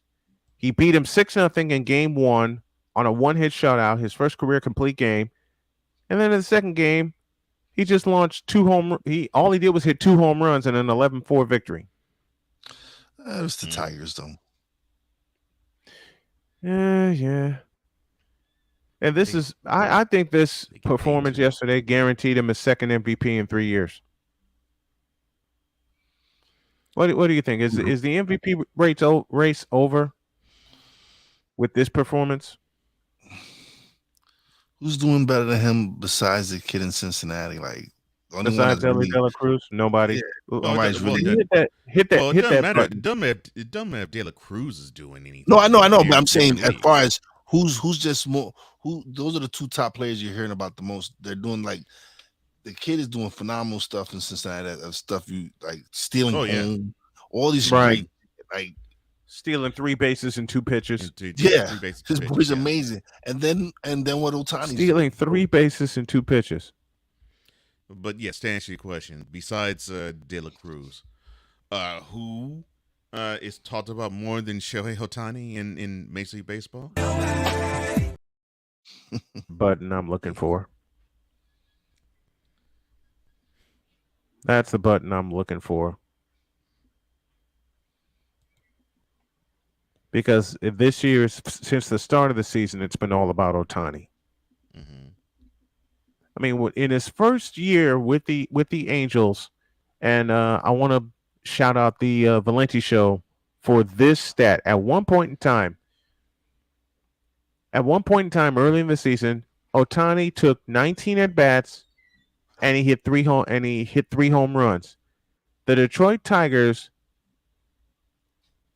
had, let me remember the number, 348 at bats as a team and 2 home runs.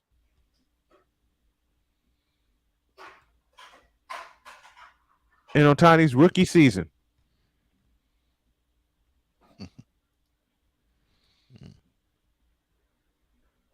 Tell me how that happens.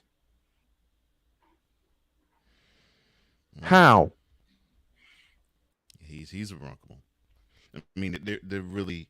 I think we're running out of superlatives and adjectives to describe what we're seeing with Shohei Ohtani, other than he is this generation's Babe Ruth. Besides that, I don't know what you can say to quantify. There's nothing else you can say. There's nothing else you can say.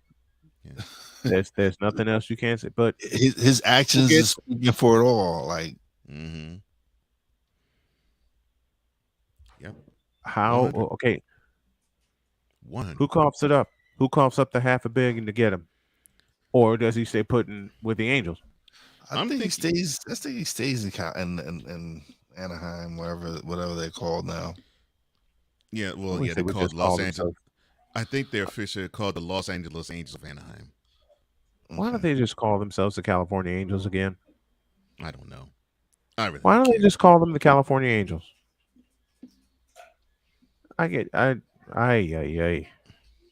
Because I think they want to feel as though they represent some of Los Angeles too. And but if they say they represent all of California, they're like, well, yeah, we call ourselves California, but we only rep basically the southern portion of the state. Right. I mean, it's like you said, there's nothing more to be said, no lies to be found, and no more time wasted because we have this man. Oh yeah, it's that time. Base. And now, the transporter to Hades, the reformer of hooker whores, and the bronze god, the one, the only, the legendary Chris Bay.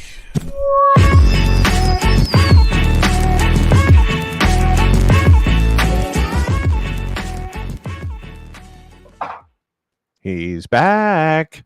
Chris Bass joins us on the Invader Coffee guest line. Good morning, my brother. It is fabulous to have you back. Good morning to you, of course. Good morning to the Rain Man. Good morning to the Mad Scientist. Good morning to Wize All, and good morning and happy boom shakalaka to everybody in the comment section, and good morning to you. I love that intro. Good morning to you, sir. I kind of like it too. Thank you. It's you. All right. Turn it loose. You're very kind. So, okay, what's on your mind, sir? So on Fox Sports 1, the program Speak, formerly called in Speak for Yourself, with former host Marcellus Wiley on his podcasting social media platform said that co-host Emmanuel Acho, who is now the lead chair, said that Emmanuel wanted to be, with no holds barred, the lead chair someday. And so, as you know now, he is the lead chair. Marcellus Wallace is gone. He's co-hosting with LaShawn McCoy and Joy Taylor, for example. That's the core of the program's hosting. And I guess for me, when someone is that honest, I appreciate the honesty, but at the same time, I don't know if the person is truly honest. This is what I mean. So I think there's nothing wrong with having goals, and that's life. You have goals you set for yourself, and you want to go from one tier to another tier and things of that nature, but there's a right way to do it and a wrong way to do it. And I think that if you're sitting across from a person or sitting next to a person that you deem as your partner, deem that you're somebody you're working with, and they gunning for your job on the low, that's not cool. I think that there's a natural order of things. And I think that if you have ulterior motives to go behind the person's back and say, go to the programming office and talk to the programmer or programmers and keep pitching that you should have your own show, things like that. Again, it's teetering on backstabbing. It really is. And if you want, and the thing, if you want a solo spot like that, okay, fine. But if you're going for somebody's job, say for example, you do go to programming, the programming does see your talent, and they give you your own show that's different. But if you're saying eliminate the partner I'm working with, I could be a better person. See, and once again, we're all competitive. Everybody had their way. I couldn't stand people who did that because to me, you're backdooring the whole thing. If you get my drift, you can't stand on your own 2 feet and have your own talents before yourself. You have to campaign it. Don't get me wrong. Sometimes campaigning can work if you're a late night fan of television like I am. So back in the day when we had the king of late night, Johnny Carson, did the Tonight Show, he's coming on about 30 years, and he was about to retire. By that time, Jay Leno, who was doing the real commercials back in the day, you remember those days, became the permanent guest host for the Tonight Show. Everybody and anybody thought that it should go to David Letterman. It was Carson who produced and created late night. There was no late night with anybody until Carson got a hold of it, got a hold of the time slot, and gave David Letterman a time to season to eventually take over the Tonight Show chair.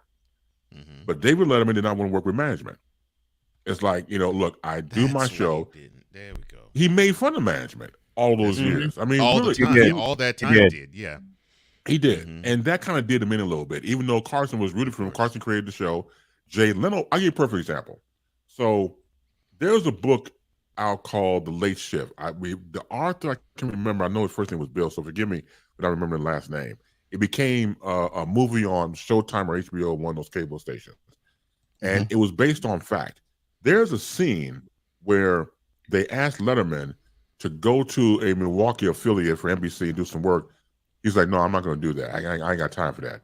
But Leno did. So Leno was the better politician out of the two. So that finagled him to eventually get to the Night Show chair. Now, David Letterman, I think, is the better broadcaster. I'll always stand by nothing against Jay Leno, but Letterman gave you stupid human tricks, stupid pet tricks, the top 10. He innovated what he did, and I think became one of the greatest late night hosts of all time. No offense to Leno. I think he innovated the game. I mean, yeah, he of course, did. Carson set the standard. There's no question about that. But I think what Letterman did was I think he took what Carson started and he put an updated spin on it with his own twist to boot. Yeah, Bill Carter's the author of the book Late Shift. Thank you so much. Yeah, that's the author. And again, you go back and you read the book and watch the movie, it is fantastic. All of it is based on fact. So not too much fiction in there. All of it is based on fact. The collaborators that were there in that timeline would tell you and collaborated every story to make that book what it was. And so my point is, you can campaign without stabbing somebody in the back. You can campaign for yourself without being mean-spirited. And like I said before, you have these soulless people. I understand. I'm the redeemer of hell people. I get it. You can't help but be mean. You can't help but be evil because you have no soul. I understand it. I told you one fateful day and I was buttering my biscuits in my kitchen. I'm getting emotional about this because I did this to myself. And I'm buttering my biscuits and I took the case knife, wiped it off, sired myself, and decided to some people to go back to hell. And I've been doing it ever since. So we all know the story about that. Having said all that, going back to people gunning for your job, it's one of those things where it's about how it's done. It's about people having some sort of moral. We all know morals out the window these days, but it would be nice, it would be beautiful if you have people who went about it the right way. So if I'm sitting across with somebody gunning for my job, it's kind of hard to work with that person. I know people say, keep it above board, be professional, don't take it personally. As I said from day one, it's always personal. Always personal. So that's hard to do. And I throw it back to the panel. How would you feel if the person sitting across from you is gunning for your job? How would you feel about that? I heard stories, and then it happened to me when I actually was a security officer, where the company hired a guy who was supposed to, basically for all intents and purposes, be like the utility guy, and so he was learning every single thing that there was to do for a security officer on the staff, and then all of a sudden, one day. They walk with this man into the project manager's office, and they said, well, you did a wonderful job training this guy. He's your replacement. You're gone. And it creates an atmosphere of paranoia. And you were constantly looking over your shoulder as to see who is going to replace me, because whoever new is coming in, more than likely, they are taking somebody else's job. They don't tell you this when you're onboarding, but it's a paranoid feeling that you get, because you're just constantly looking and you're saying, okay, so is this cat here to replace me? Well, and then it messes up the chemistry, because you get people who will teach you how to do some things, but they won't teach you all of what they know. It sets a bad atmosphere altogether. Yeah. It really does. It's beyond sad. I'm sorry. Go ahead. Yeah, and as far as Emmanuel Acho goes, even when he was the co-chair or the number 2 player to Marcellus Wiley, he seemed to want to on air go at Marcellus to take that number 1 spot, so to speak. Mm-hmm. And so even on air, it causes a dynamic that's uncomfortable. First of all, who the hell is Emmanuel Acho? Did I miss something? Did I miss somebody? He's a former football player, and now he runs Speak. He's the host of Speak on FS1. That's the one thing that when Brian brought me aboard the Snowman, the morning crew, I was like, okay, I'm going to take this as a no egos thing, because I don't care if I am the host chair or not. I can do it if given a chance. I could do it when Brian's here, and it's not a problem. But I do not want to cause controversy or create conflict, because ultimately it does not build chemistry. No, it doesn't. And as I told you, Cole, been a year and a half ago, I not only knew you were the right call, I knew you were my only call, and you didn't ask for the position. It just felt right. It just felt right. So I went with it. And Jody, who's my chief financial officer, asked me the same question. She said, "Are you sure this is the right person?" I said, "Baby, I know this is the right person." And she says, "If you trust him, then I trust him." And then I later told her about Wize and what he brings in Real Wize Radio. And she made the comment to me. She says, "You're really building a strong army." I said, "I finally learned how to build one."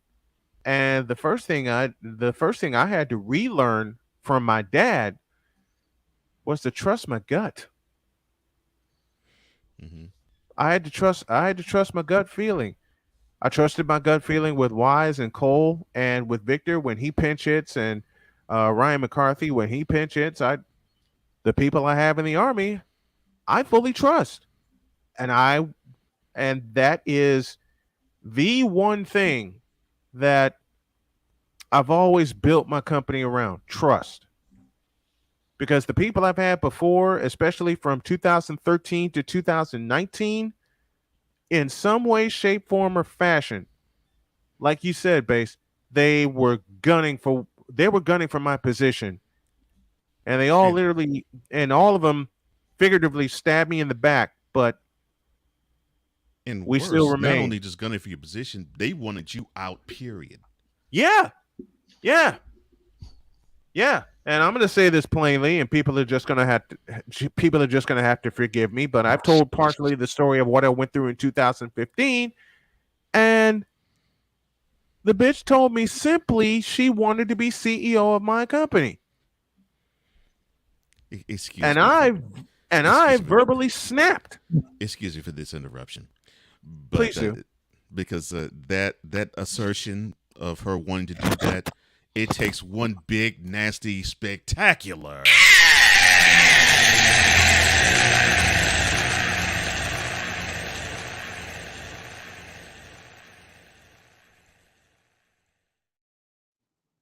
I am to say, not only did she take an L, but the person she brought in to try to take over took an L too. And I was living in LaPorte at this is a year before I met Cole. I was living in LaPorte, Indiana at the time. And anybody who knows small towns like that, even in the state of Indiana, I stick out like a sore thumb. An injured purple black sore thumb, probably, if you get my yeah, that's big time. That's a big ass thumb.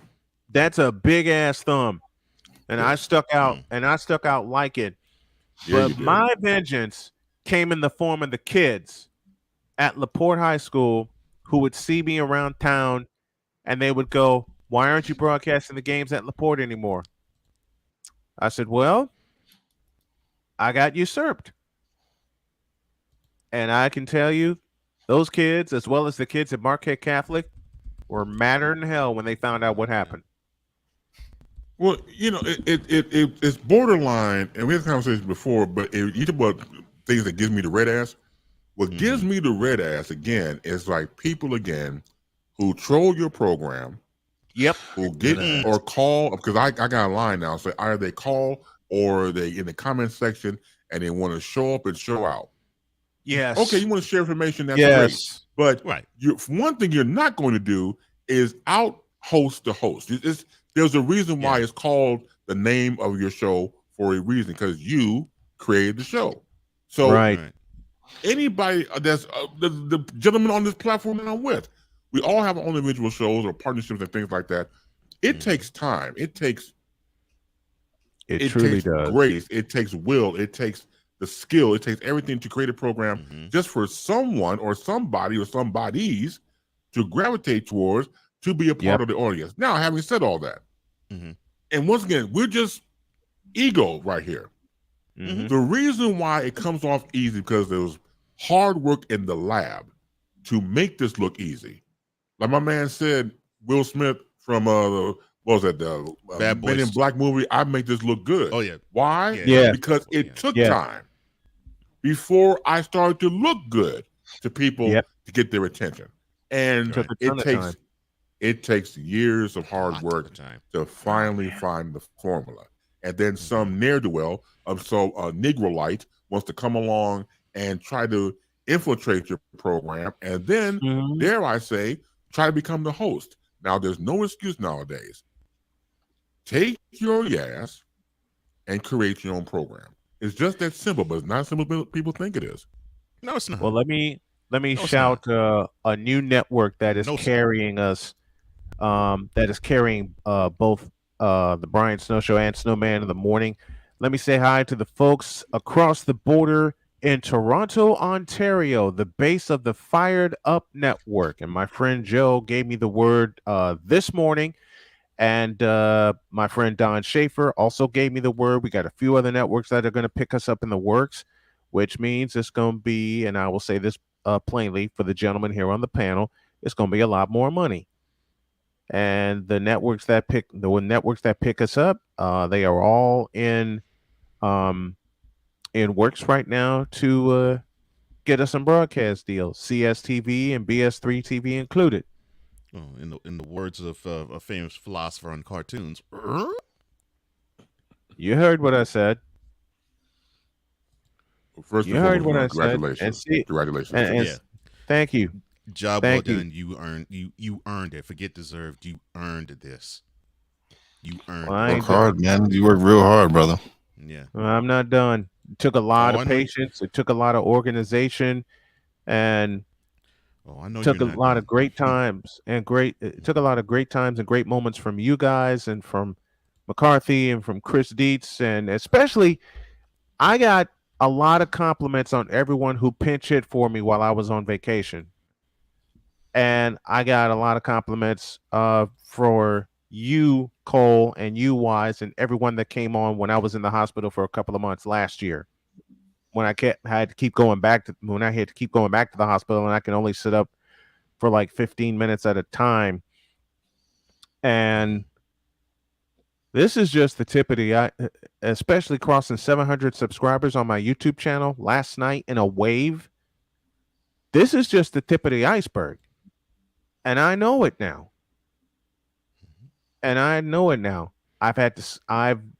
My body forced me to scale back my afternoon show, and I'm so glad I did. I'm so glad you did personally. Because after I signed off yesterday, my wife saw me and she put me right in bed. And she said, "You ain't moving until you sleep." Smart woman. Because and Victor said something to me yesterday that is so true. When you've been on autopilot for so long, you ignore everything and try to power through everything. Mm-hmm. I ignored it. Yeah. And I was supposed to do a WNBA game last night. Nope, that wasn't happening. Because I can tell you right now, when my wife put me to bed, I zonked out.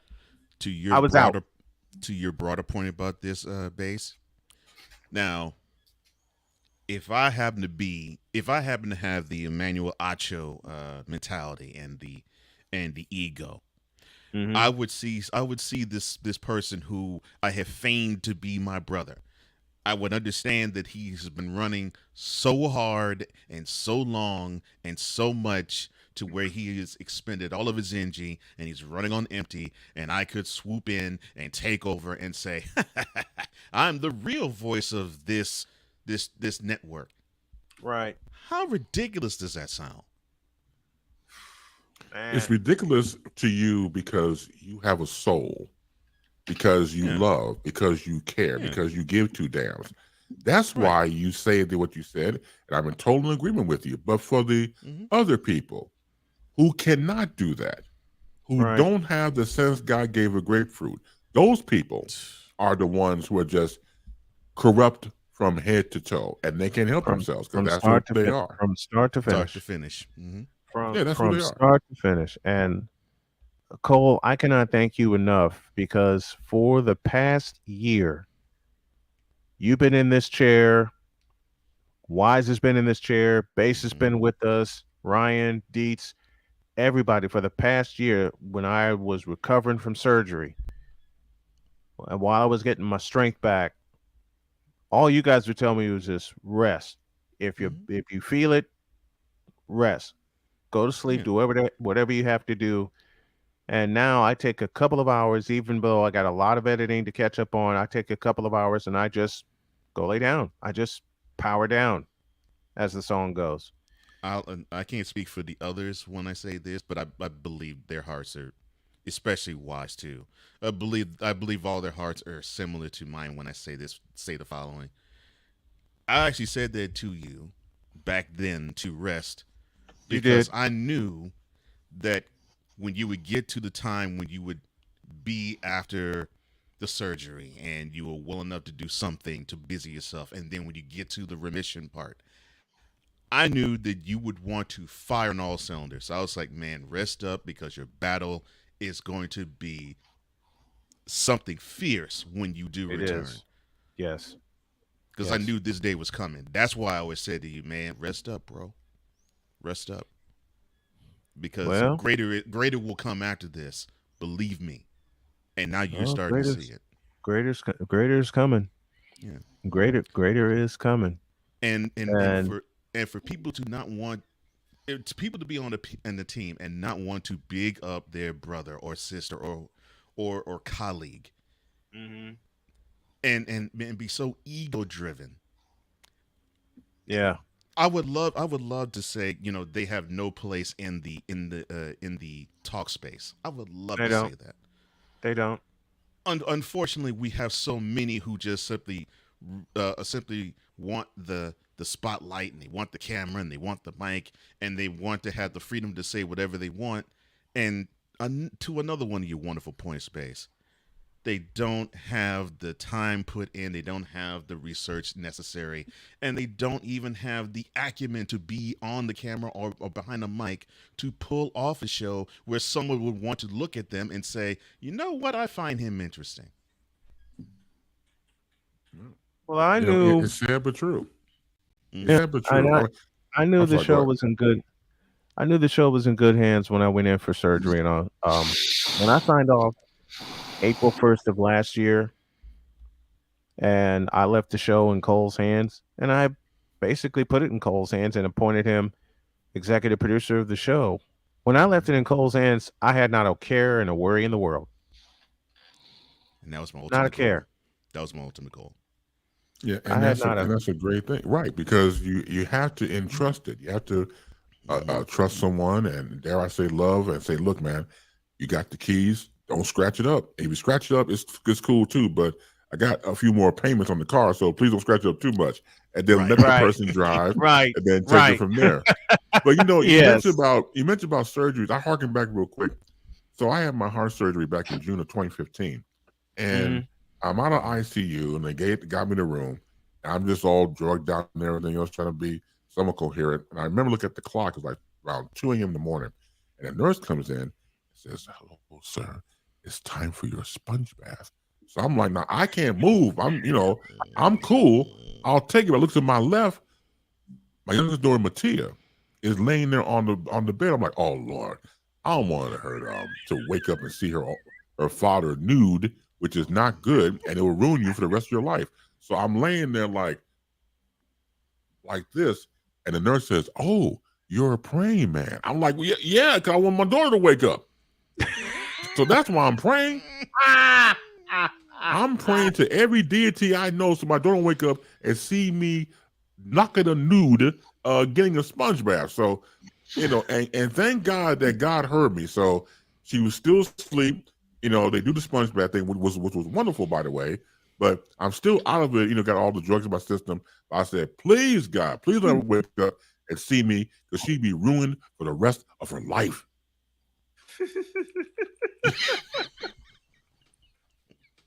I don't like to see me naked, let alone somebody else. My body's so screwed up they could donate to science fiction. He said science fiction. This man, my body is science fiction, doctor. I'm telling you, it don't make no sense.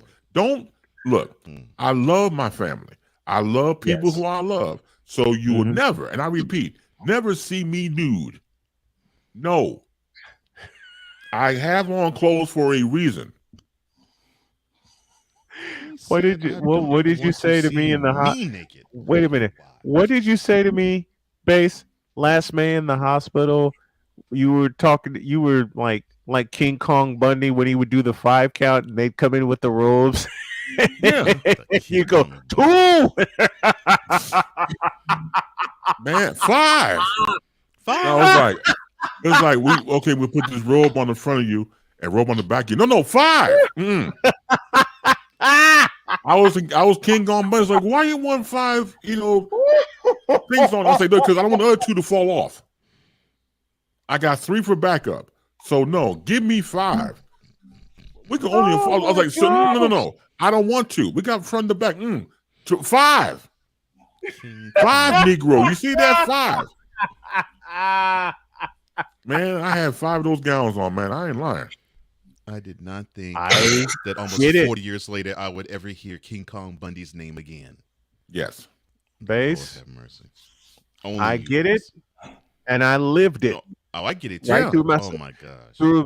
Not just through my surgery, but the wounds I had on my feet, and I had basically casts on. Well, they covered up my wounds, and they healed. Thank the Lord for that. And we leave y'all with this. When I got the call from my wound doctor to go in, and Jody was with me, and she says, "Can he drive again?" Because I was itching to drive my truck. I was itching to drive my truck and get out of the house, but I still had the surgery boot on, and I had the wrap around my feet and everything. The ones on the left were healed, so didn't have to wrap the left leg anymore. the right leg, Jody came in with me and we looked at the doctor and she just simply said, "Can he drive again?" And the doctor looked at me and had this big ass smile and he says, "Yes." And both of us were celebrating. And then we really celebrated after we got the word February 15th that I was in full remission. Mm-hmm. Awesome. Been dancing like a fool since. And then the most recent MRI that I had, the appointments are spreading out now from every month to 3 months. And now we're up to every 6 months for an MRI. I don't have to go back to the eye doctor until December. I don't have to do an MRI until December. And when the 6 months become a year and Jody heals from her knee injury, we're out of here. We are long gone. But we got we still got some healing to do. And we hope that we healed the folks today and this week with our programming. The legendary Chris Bass joining us as he always does every Friday at this time. We love you. Thank you so much for coming on. And just thank you for being you, man. We love you. Well, I love you guys more than a damn thing can do about it. Always thank you for letting me be myself again. And Yes, everybody out there have a fantastic weekend. Well, congratulations, Rain Man, on the great news. And for everybody here at the panel, of course, to the mad scientists and Wize, all continue to be great. Yeah. Thank you. Thank you, sir. Want to see more of what Chris Bass offers? Tune in to Baseline on the Chris Bass Facebook page every Friday and today as well, 5 p.m. Eastern, 4 p.m. Central, and 2 p.m. Pacific time. I can't wait. Thank you. Thank you, Bass. Thank you. And now, the transporter to Hades, the reformer of hooker whores, and the bronze god, the one, the only, the legendary Chris Bass.